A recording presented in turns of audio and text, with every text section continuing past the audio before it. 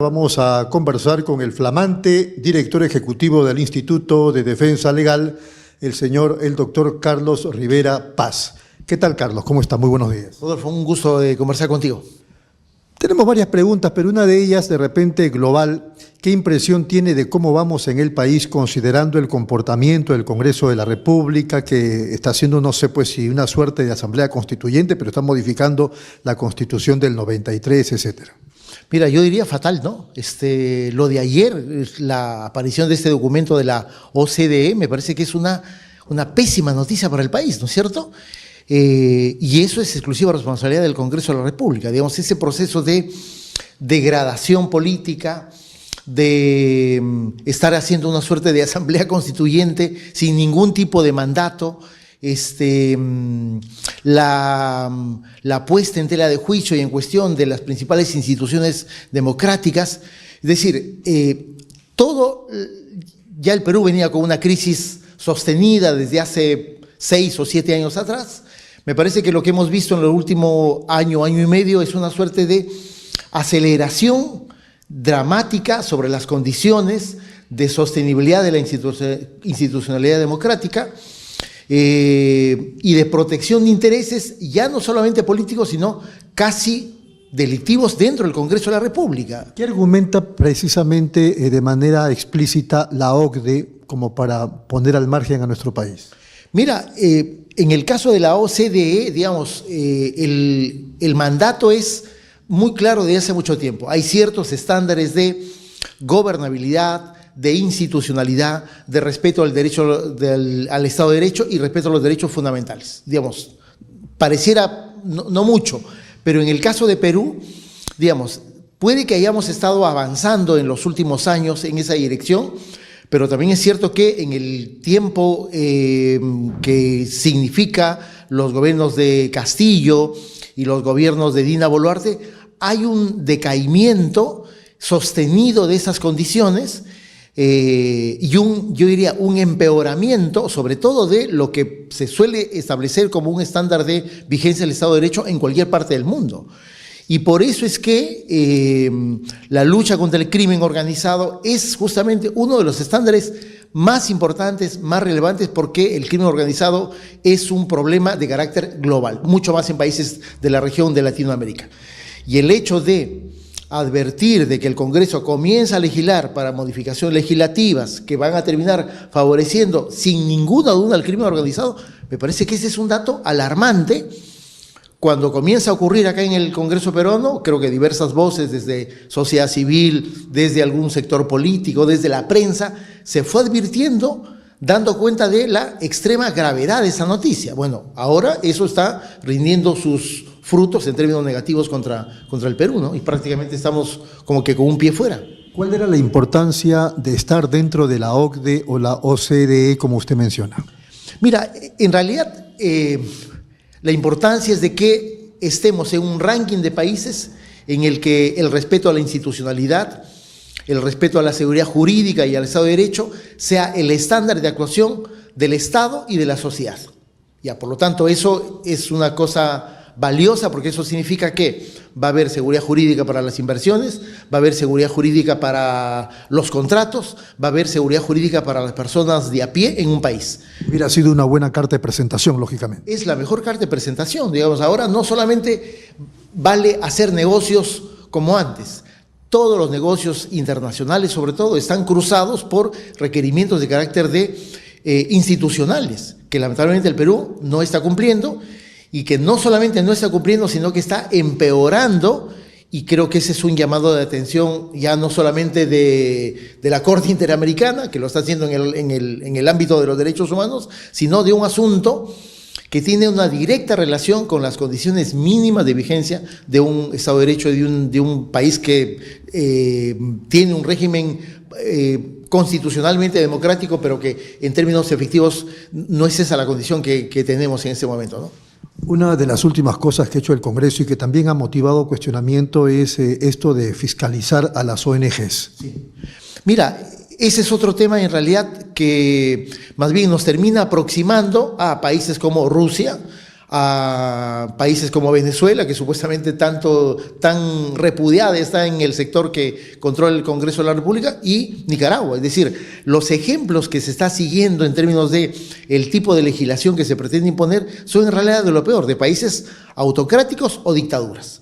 Se hace sobre la base de una falsa premisa, que supuestamente las ONGs no están fiscalizadas, y en realidad las ONGs sí estamos fiscalizadas en términos laborales, en términos financieros, en términos de oficiales de cumplimiento, lavado de activos.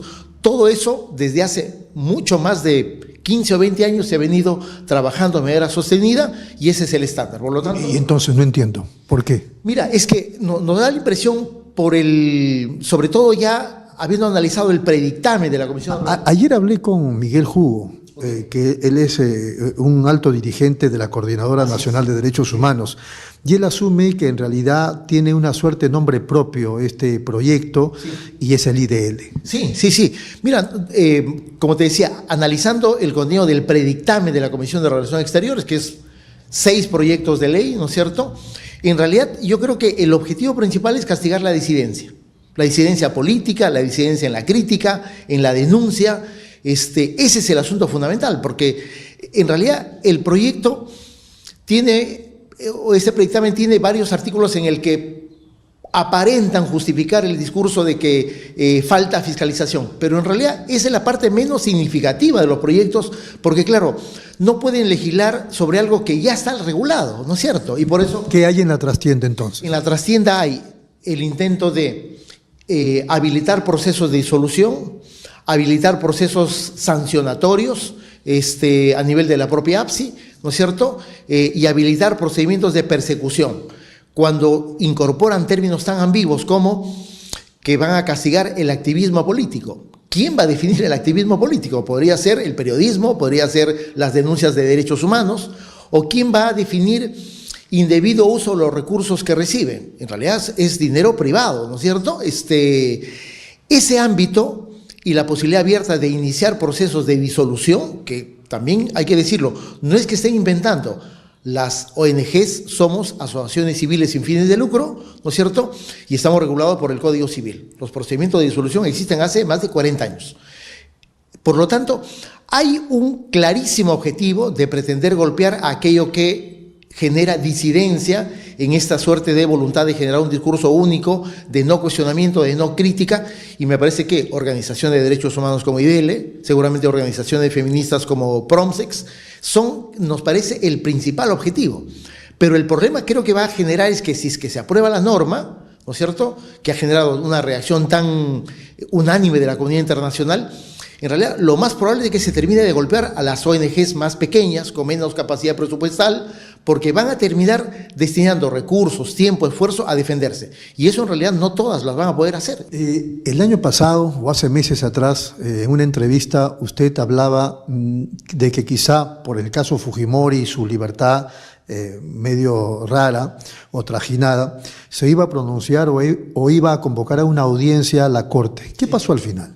Bueno, estamos en ese proceso, ¿no? Luego del indulto y de la liberación de Fujimori en diciembre del año pasado, la Corte abre un proceso de supervisión. Recordarás que el 19 de diciembre la Corte emite una resolución de supervisión de cumplimiento. Dice una cosa que en los 35 años que hemos tenido de relación con el sistema interamericano no habíamos llegado a ese nivel, que es que Perú está en una situación de desacato internacional. Eso es una situación particularmente grave en el derecho internacional, que seguramente va a estar siendo visto inclusive por organismos como la OCDE, porque sí es un tema importante, no es un tema de los supuestos caviares, rojos, proterrucos, es un tema institucional fundamental. Y la Corte es un tribunal al que estamos sometidos. La Corte inicia un proceso de supervisión, le dice al Estado que hay una situación de desacato. En realidad el Estado no ha hecho absolutamente nada para corregir esa situación, y lo único que hemos visto es de que el beneficiado, el señor Fujimori, que supuestamente se está muriendo hace más de 10 años, se ha vuelto un actor político muy importante. La Corte ha solicitado información a la Comisión Interamericana, la Corte solicitó información recientemente al Estado peruano, ha llegado el informe del Estado peruano. En realidad es un informe, desde mi punto de vista, muy desafortunado, porque le dice a la Corte que más bien es la Corte la que está cometiendo irregularidades, Y mira, el paso siguiente va a ser que la Corte en las siguientes semanas llame una audiencia de supervisión, ¿no? Y por lo tanto, la Corte, digamos, lo que va a hacer es seguramente ratificar la jurisprudencia que tiene desde el año 2018, 22, 23 en el tema del indulto, y seguramente lo va a hacer en los mismos términos de la resolución, que ya es una resolución muy severa, la de diciembre del año pasado. Y entonces usted asume, aunque han pasado los días, las semanas y los meses, que Fujimori regrese a prisión. La Corte va a disponer eso. La Corte no va a decir con esos términos, oye, yo dispongo que el señor Fujimori vuelva a prisión, porque la Corte lo que hace emite disposiciones sobre la actuación de los estados.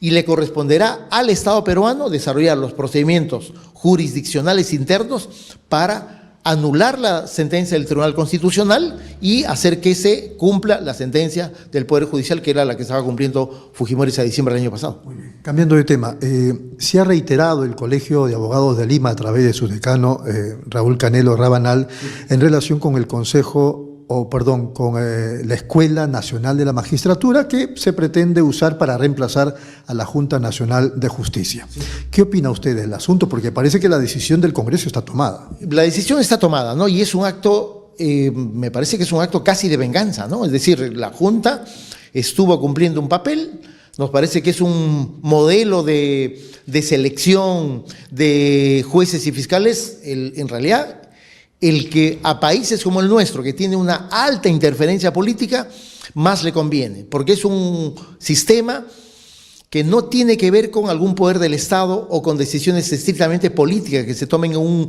una entidad como el Congreso de la República. Pero ese modelo dicen que ha fracasado, ¿no es cierto? Pero en realidad yo creo que la razón de la decisión del Congreso de la República se llama Patricia Benavides, ¿no es cierto? La confrontación con la Junta surge desde el momento que la Junta decide iniciar un proceso de investigación. Se hizo toda una maniobra. Hay que decir también que la Junta Nacional de Justicia es la que determina que se convierta ella en fiscal suprema y luego en fiscal de la Nación. Ahí te doy toda la razón, Rodolfo, y me parece que esa, digamos, en algún momento, lo he dicho inclusive, en algún momento la Junta tendría que tener una posición autocrítica, digamos. El problema Patricia Benavides y otros fiscales o jueces supremos se originó con las pésimas decisiones que emitió la Junta Nacional de Justicia, digamos, calificaciones de 100 sobre 100 a una persona como Patricia Benavides, fueron advertidas en su momento. A pesar de eso, fue elegida. Y Patricia Benavides estuvo a punto de liquidar a la Junta, y creo que va a ser la razón por la cual la Junta termina desapareciendo.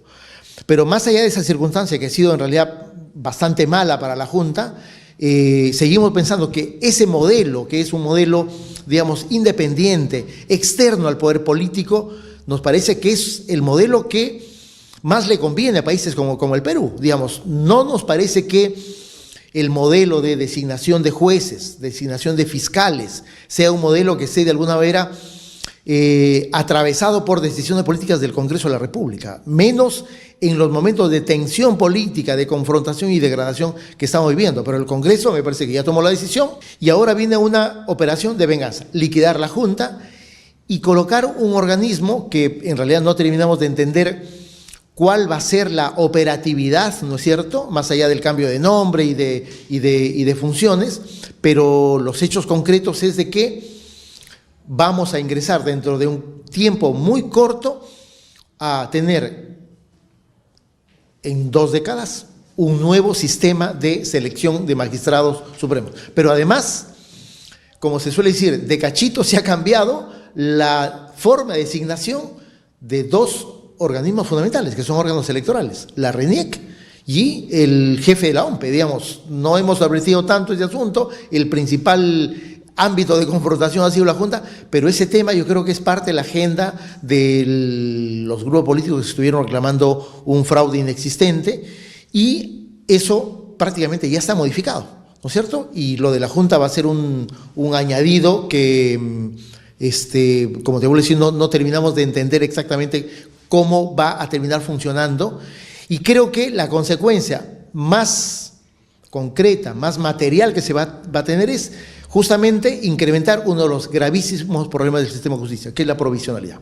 A propósito de los pronunciamientos del Colegio de Abogados de Lima, ¿qué impresión le parece su papel? ¿Está recuperando aquello de conciencia jurídica del país o hay que seguir mirándolo, observándolo? Mira, en realidad a nosotros estamos viendo de verdad con satisfacción el hecho de que el doctor Canelo Rabanal haya tomado una decisión de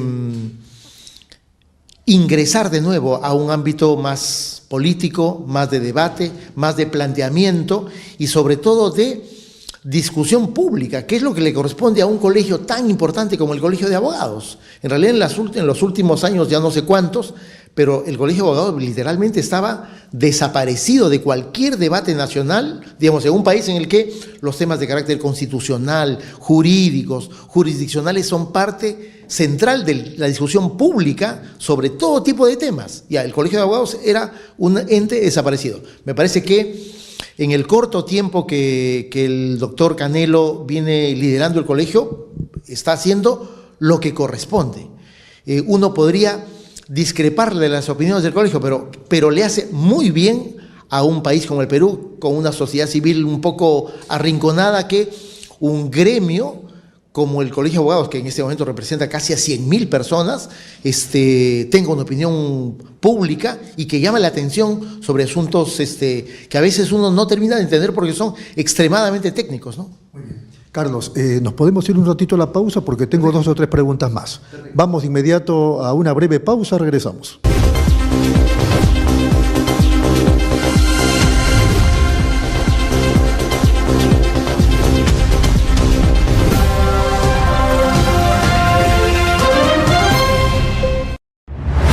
Nueva app de Derrama Magisterial. Maestro y maestra, realiza tus consultas y operaciones en la palma de tu mano.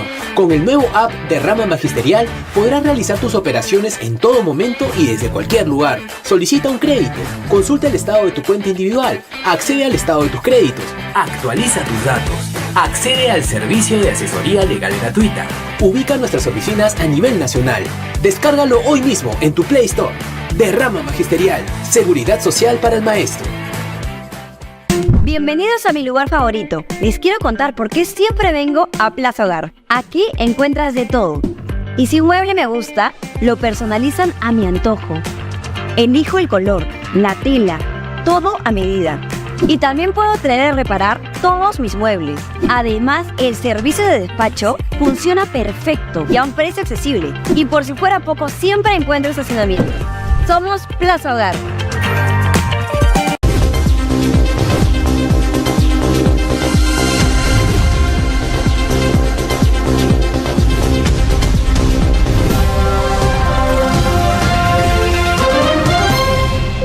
Muy bien, seguimos aquí en Nativa Nos Conecta, esto es Pulso Informativo, estamos conversando con el director ejecutivo del Instituto de Defensa Legal, Carlos Rivera. Carlos, hay una denuncia constitucional en ciernes contra el fiscal de la Nación, el señor Villena, por archivar el caso del señor Martín Vizcarra. ¿Qué le parece? Sí. Mira, y yo creo que es un acto de persecución contra el fiscal, ¿no es cierto? Es decir, me parece que ha habido un cambio de correlación de fuerzas en la Fiscalía de la Nación. Es otro fiscal de la Nación, ¿no es cierto? Por tercera vez la cabeza del Ministerio Público termina siendo destituida, me refiero a Ramos Heredia, a Chávarri y ahora a Patricia Benavides. Y Villena, a pesar de tener la condición todavía de ser transitorio, él es un fiscal supremo titular y transitoriamente ejerce la Fiscalía de la Nación, a mí me da la impresión de que está actuando con la independencia que un fiscal de la Nación debería tener, ¿no es cierto? Y creo que la propia decisión de emitir una disposición de no formalización en el caso de Vizcarra, a mí me da cuenta de que en realidad él está pensando más en las funciones propias que tiene como fiscal de la Nación antes del tema mediático o el cálculo político, porque es evidente que esta denuncia, digamos, ya había sido anunciada mucho antes de que surge el tema Vizcarra, es decir, ya Villena aparece como una suerte de enemigo del sector que controla el Congreso de la República, pero me pareciera que él ha decidido ejercer su función más allá de si es que eso le genera réditos políticos o no. Digamos. Están usando el caso de archivamiento de Martín Vizcarra. Sin duda, ¿no? Creo que es una cosa parecida a lo de Zoraida Ábalos, es decir, el criterio, digamos, que puede ser denominado como jurisdiccional, es decir, oye, yo valoro hechos o circunstancias o instituciones jurídicas, como el caso de Zoraida Ábalos, Y eso no me puede llevar a ser sometido a una investigación y menos a una denuncia o una inhabilitación, porque digamos, yo lo que corresponde es que defienda mi criterio jurídico y me parece que eso es lo que está haciendo Villena en estas circunstancias. Pero es obvio que me parece que hay ahora más claramente el inicio de una estrategia de demolición de Villena, para seguramente cambiar un poco la correlación al interior de la Junta de Fiscales Supremos. Y probablemente eso también haya sido, esa decisión está alentada por el hecho del retorno de Zoraida Ábalos. Hay una reconformación de la Junta de Fiscales Supremos, ¿no? Y creo que el Congreso lee esa circunstancia como un asunto que no es conveniente para sus intereses, ¿no? Digamos, la inteligencia no es un poco lo que está mostrando el Congreso como principal virtud, ¿no? Yo creo que es el atropello, el abuso. En el Congreso casi no hay reglas, ¿no es cierto? Casi no hay reglas, en realidad todo lo que se pensaba que no podía hacer, lo hace. Todo lo que está limitado también lo hace. Este dato que tú consignabas al inicio de la conversación, digamos, el Congreso casi es una asamblea constituyente, ¿no? Casi es una asamblea constituyente, sin debate público, sin debate ciudadano, a la prepo, y además modificando sobre la base de intereses estrictamente casi personales o de grupo, como el tema de la modificación que se está haciendo evidentemente contra Antauro Humala, ¿no? Para terminar, la comunidad Huajún y estos exabruptos, si se puede llamar así, del ministro de Educación y la ministra de la Mujer, ¿qué le parece? Fatales, sinceramente fatales. Es decir, yo pensé que eso ya no era posible escuchar en la voz de un alto funcionario, menos un ministro de Educación, ¿no es cierto? Pero eso está ocurriendo, además es sostenido por las declaraciones de otra ministra y es avalado por las declaraciones del Premier. Más allá de los jalones, de los aparentes jalones de orejas, el hecho concreto es que, el dato más concreto es que Quero sigue siendo ministro. A pesar de la barbaridad que ha dicho, a pesar de que es posible considerar de que ese es un acto de discriminación evidente, porque tú como alto funcionario, como persona, digamos, leída, entendida, bien formada, tú no puedes estar declarando públicamente que a ti te parece que un sector indígena de nuestra población vive cometiendo hechos delictivos y eso es como que más o menos normal, digamos, eso no es posible, digamos, es un acto de discriminación, de una lectura que tiene un determinado grupo de personas como Quero, que cree que el Perú es su barrio de una manera y el resto del país actúa de una manera diferente y fuera de la ley. Ya, eso es. Y hay otro detalle que puede ser más grave. Ayer conversábamos con la presidenta del Consejo de Mujeres Aguajún y nos decía que el Centro de Emergencia Mujer, que pertenece al Ministerio de la Mujer, tiene representantes que cuando van a la comunidad Aguajún las acosan sexualmente. Mira, por lo tanto hay cosas fundamentales que cambiar, ¿no? Lamentablemente eso, yo estoy convencido, Rodolfo, que eso no va a ocurrir con este gobierno. Y ese tipo de expectativas seguramente van a tener que ser guardadas. Creo que sí es correcto que eso se denuncie públicamente, porque me parece que la agenda de una transformación democrática que necesita el Perú es ese tipo de cosas, ¿no? Que es aquellas cosas que afectan los derechos fundamentales de la gente y que de alguna manera están postergadas por esta suerte de batalla campal en la que estamos viviendo, que pareciera ser lo más relevante, pero en realidad lo relevante es este tipo de cosas, que claro, sale a la luz cuando un ministro declara una cosa, una salvajada, ¿no es cierto?, como la que dice Quero, y comienzan a aparecer los datos de cuántas niñas han sido acosadas, de cuántas han sido contagiadas con VIH, ¿no es cierto?, y cuántos casos han quedado en la más absoluta impunidad con sucesos como eso, lo del incendio del archivo de Condorcanqui, ¿no es cierto? Tú dices, oye, ¿cómo es posible que haya niveles de confianza superiores al 5% si el Estado responde de esa manera tan brutal contra la gente que tiene la expectativa de que por lo menos se respete su dignidad? Muy bien. Termino con esta. ¿Puede hablarle a los televidentes sobre el caso Manta y Vilca, cuya audiencia se está dando ya? Sí, bueno, el caso Manta y Vilca es uno de los más graves del conflicto armado interno, es un caso de violación sexual de mujeres perpetrada en estas dos localidades del norte de Huancavelica, Vilca y Manta, que fueron abusadas sexualmente por militares entre los años 85 y 95. Esa secuencia, esa constancia de la Comisión de Hechos Delictivos sobre, igualmente, adolescentes de 14, de 15, de 16 años cuando ocurrieron los hechos, es lo que la Comisión de la Verdad descubre, revela, denuncia al Ministerio Público. El año 2004 se abre una investigación en la Fiscalía Penal de Huancavelica y el día de hoy, estamos 19 de junio del 2024, finalmente un tribunal de la Corte Penal Nacional va a emitir una sentencia que esperemos que sea condenatoria. Y esperemos de que esta sentencia restablezca la dignidad de estas mujeres. Gracias. Carlos, ha sido muy amable. Muchas gracias a Carlos Rivera. Y vamos de inmediato a la pausa, regresamos con más en Pulso Informativo.